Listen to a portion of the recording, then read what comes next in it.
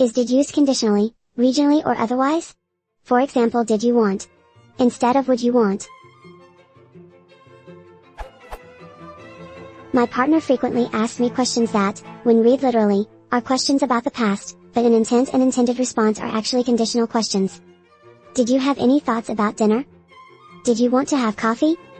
Where the intent is not merely to inquire about the preferences I have established prior to the time of questioning, but also about what my preference might be at the time of questioning. Would you have any thoughts?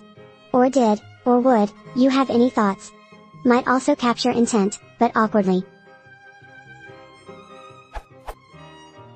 I'm quite literal, so I've had to train myself out of interpreting did as a past tense question of fact, but it occurred to me that it might be a regionalism or other speech pattern where there's a kind of merger going on between did and would, or other shift where did is used conditionally in casual settings, maybe in cases where there's the possibility that the answer might have been determined in the past, but also might not have.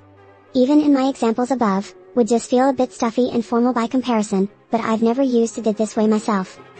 Does this interpretation make sense idiomatically outside of the individual context of my partner? Does anyone know if there is any regionalism in play? My partner comes from a family that has lived in Connecticut for generations. My family is mostly from the Midwest and South.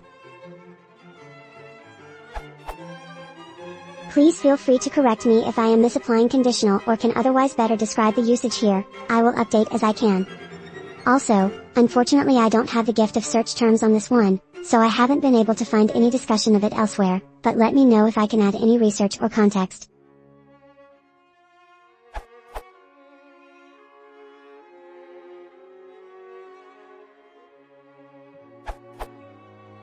This use of the past is called attitudinal past in a comprehensive grammar of the English language, Quartet al. The present can be used but the past introduces an element of politeness. Codal section 4.16, meanings of the past tense with reference to present and future time. Just as the simple present does not always refer to present time, so the past tense is not always confined to past time reference.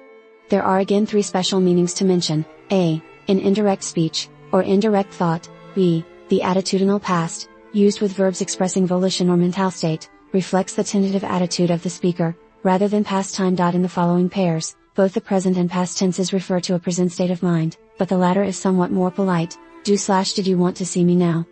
I wondered if you could help us. C. The hypothetical past.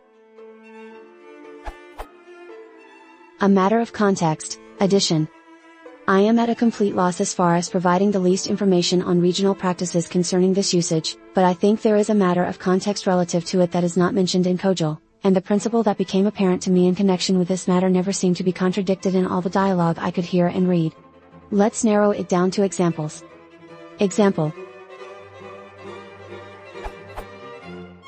Person A is conversing on the telephone with person B and has told B that he is planning on meeting him sometime in the future. The conversation, as it goes on, is being diverted on various subjects, without anything having been settled about the meeting. Then B has a choice of tense between present and past if he wishes to ask about the date when the meeting would be convenient. The present is the so-called state present, which is used for actions or conditions that were true for an indefinite period of time in the past, that remain true now and that will remain true for an indefinite time period in the future. It is hence understood that the possibility of using the past makes sense. For instance, he can say, when do you want us to meet? Or when did you want us to meet? It is even possible that a date has been arranged in the conversation that precedes but forgotten by B, or at worst, the mere insinuation of a possible meeting has been made, by A, important, and those cases allow still for the same choice. The gist of the matter is that there must be a background in the context in which the question finds a justification. Otherwise only the present is correct. If B wishes to use a more polite form, B must use something else than the past, would.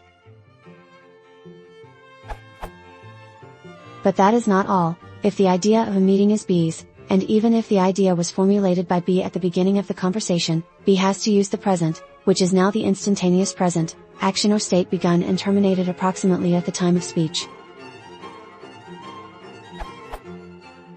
Other example.